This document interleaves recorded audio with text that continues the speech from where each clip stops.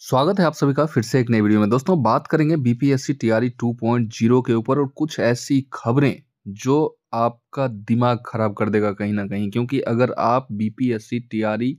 2.0 के एस्पिरेंट्स हैं तो निश्चित तौर पे इस खबर को आप लास्ट तक देखिएगा, क्योंकि इसमें कुछ ऐसा अपडेट आया है, कुछ ऐसा चेंजेस आया है, बदलाव आया है बीपीएससी की तरफ से, जो आप सुनेंगे ना तो आपका दिमाग खराब निश्चित तौर पे हो जाएगा कि ये अंतिम समय में ये बीपीएससी ने क्या बदलाव कर दिया और किसको बचाने के लिए बीपीएससी की तरफ से ऐसा बदलाव किया गया है। आइए हम आपको उस खबर की तरफ लिए चलते हैं। और दूसरा जो है एनआईओएस, यानी कि एनआईओएस से जो डीएलएड किए हुए स्टूडेंट हैं या शिक्षक साथी हैं, उनके साथ क्या होने वाला है और उनको क्या कुछ करना है, ये भी अपडेट मैं इस वीडियो में आपको देने वाला हूं। और निश्चित तौर पे एक जो सबसे बड़ी खबर है वो मैं सबसे पहले आपको दिखा दूंगा, उसके बाद मैं आपको लिए चलूंगा उस खबर की तरफ जो कि आपको चौंका देगा निश्चित तौर पे। और ये लेटर है अलग अलग, और आज ही के डेट में ये लेटर रिलीज हुआ है। सबसे पहले अगर मैं इसकी बात करूं तो बिहार लोक सेवा आयोग का ये आवश्यक सूचना है, जिसमें कहा गया है कि विज्ञापन संख्या 27/2023 विद्यालय अध्यापक प्रतियोगिता परीक्षा के अंतर्गत अनुसूचित जाति एवं जनजाति कल्याण विभाग, सुनिएगा, ये जो विभाग है इससे संबंधित रिक्तियां विलंब से प्राप्त हुई थी आयोग को, जिसके कारण इसे जो है विलंब से प्राप्त होने के कारण शिक्षा विभाग के अंतर्गत दिखाई गई रिक्तियों में ही इसे शामिल कर दिया गया था। ठीक है। और इसके लिए कोई अलग से आवेदन शुल्क वगैरह नहीं लिया गया। अतः अनुसूचित जाति एवं जनजाति कल्याण विभाग को अंग्रेजी वर्णमाला क्रम में जिलों की सूची के अंत में शामिल करते हुए संयुक्त सूची के क्रम में जिला विभाग आवंटित किया जाएगा। तो ये चीज अगर आप करना चाहते हैं, देखिए इसमें क्या था कि इसमें आपका आवेदन शुल्क वगैरह नहीं लिया गया है, और चूंकि ये जो वैकेंसी थी, जो खाली पद थे इसके अंतर्गत अनुसूचित जाति और जनजाति कल्याण विभाग के अंतर्गत, उसे इंक्लूड कर दिया गया था शिक्षा विभाग वाले वैकेंसी में ही।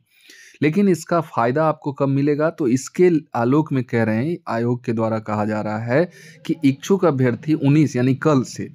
20/12 तक, 2 दिन समय है, 19-20, आयोग की वेबसाइट पे आप जाके यूजर नेम और पासवर्ड से अपना लॉगिन जो है कर लेंगे। डैशबोर्ड पर जो उपलब्ध लॉगिन कर लेंगे, लॉगिन करने के बाद अपने डैशबोर्ड पर उपलब्ध कराए गए डिस्ट्रिक्ट प्रायोरिटी के 3 जिलों के विकल्प में संशोधन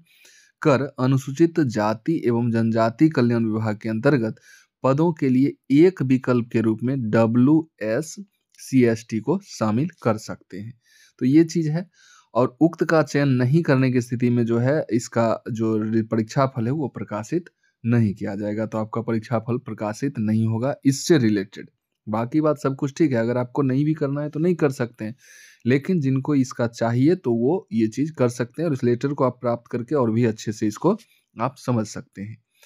मेन जो मैं बात करने के लिए आया था वो मैं आपको दिखाता हूँ, तो देख के निश्चित तौर पे आपको थोड़ा सा बुरा तो जरूर लगेगा। उससे पहले एनआईओएस के बारे में आप जान लीजिए, क्योंकि इसी तरह से कुछ पिछले बार बीएड वालों की तरफ बीएड वालों के साथ हुआ था, जो उन्हें भी कहा गया था कि बीएड और डीएलएड दोनों जो किए हुए हैं तो वो अपना डीएलएड का सर्टिफिकेट लगा सकते हैं। और बाद में क्या हुआ बीएड वालों के साथ ये आप सभी को पता है टीआरई 1 में। अभी जो है फिलहाल एनआईओएस के बारे में जो है अध्यापक प्रतियोगिता परीक्षा वर्ग 6 to 8 के अध्यापक पद के लिए, क्योंकि चूंकि 9, 10 और 11, 12 में जो है वो तो प्रॉपर बीएड वाले हैं, लेकिन 6 to 8 में क्या है कि डीएलएड, बीएड, एनआईओएस जो भी हैं सारे लोगों ने इसमें अप्लाई किया है। और एनआईओएस वालों के साथ जो हाई कोर्ट का फैसला वगैरह है वो आपको पता है। तो इसी के रिगार्डिंग कहा गया है कि किन्हीं के पास अगर मान लीजिए एनआईओएस के माध्यम से डीएलएड किए हैं और उनके पास अगर बीएड का भी सर्टिफिकेट है, तो वो जो है बीएड का सर्टिफिकेट 19-20 इसी 2 डेट में आयोग की वेबसाइट पे जाके वैसे यूजर आईडी पासवर्ड से खोल लेना है, और उसके बाद लॉगिन करके डैशबोर्ड पर जो है बीएड की विवरणी आप सुनिश्चित कर देंगे। और ऐसा ही पिछले बार जो है टीआरई 1 में बीएड वालों के साथ हुआ था, और उन्हें कहा गया था कि अगर आपके पास डीएलएड का सर्टिफिकेट है तो आप ऐसे ही अपलोड कर देंगे, और बाद में बीएड वालों को बाहर कर दिया गया था। तो एनआईओएस के बारे में भी कुछ ऐसा ही कहा जा रहा है और भगवान जाने बाद में इनके साथ क्या होगा। बाकी बात जो है हाई कोर्ट का फैसला आप सभी को पता ही है। सबसे जो चौंकाने वाली खबर है कि आप सभी को पता था कि जो फर्स्ट पार्ट था आपके क्वेश्चन का, वो लैंग्वेज था जिसमें 8 मार्क्स का आपसे इंग्लिश पूछा गया था और 22 मार्क्स का 22 क्वेश्चन आपसे हिंदी के पूछे गए थे। और शुरू से ही आपको बताया जा रहा था कि इसके मार्क्स जो हैं आपके मेरिट में नहीं जुटेंगे। लेकिन अगर टाई की स्थिति होती है यानी कि इक्विवेलेंट अगर 2, 3, 4, 5, 10 स्टूडेंट का मार्क्स अगर आता है, तो ऐसे सिचुएशन में आपके लैंग्वेज का मार्क्स भी जुटेगा मेरिट में। लेकिन ये जो लेटर अभी मैं आपको दिखाने जा रहा हूँ, ये लेटर आप देख भी रहे होंगे, तो इसमें जो आवश्यक सूचना के रूप में जो आया है, बिल्कुल चौंकाने वाली खबर है कि विज्ञापन संख्या 27/2023 अध्यापक नियुक्ति प्रतियोगिता परीक्षा के उम्मीदवारों को सूचित किया जाता है कि वर्ग 1 से 5 को छोड़कर अन्य सभी वर्गों के विषय की परीक्षा में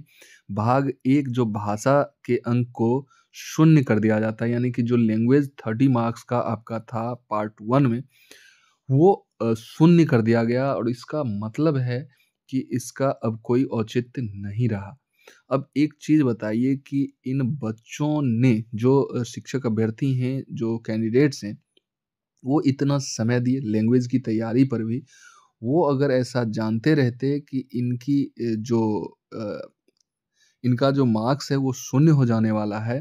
तो कोई लैंग्वेज अपना पढ़ते नहीं, अपना-अपना जो उनका प्रॉपर सब्जेक्ट था वो पढ़ते और कहीं न कहीं उनका परफ़ॉर्मेंस अच्छा होता। तो ये चीज़ इनके साथ बाद में बदला गया है और ये चूँकि आयोग का ये लेटर आप देख सकते हैं। और वहीं जो है 1 टू 5 का जो मेरिट बनेगा ना उसमें लैंग्वेज भी जोड़ा जाएगा, जबकि सीधे तौर पे कहा गया था कि लैंग्वेज में सिर्फ़ क्वालीफ़ाई करना है और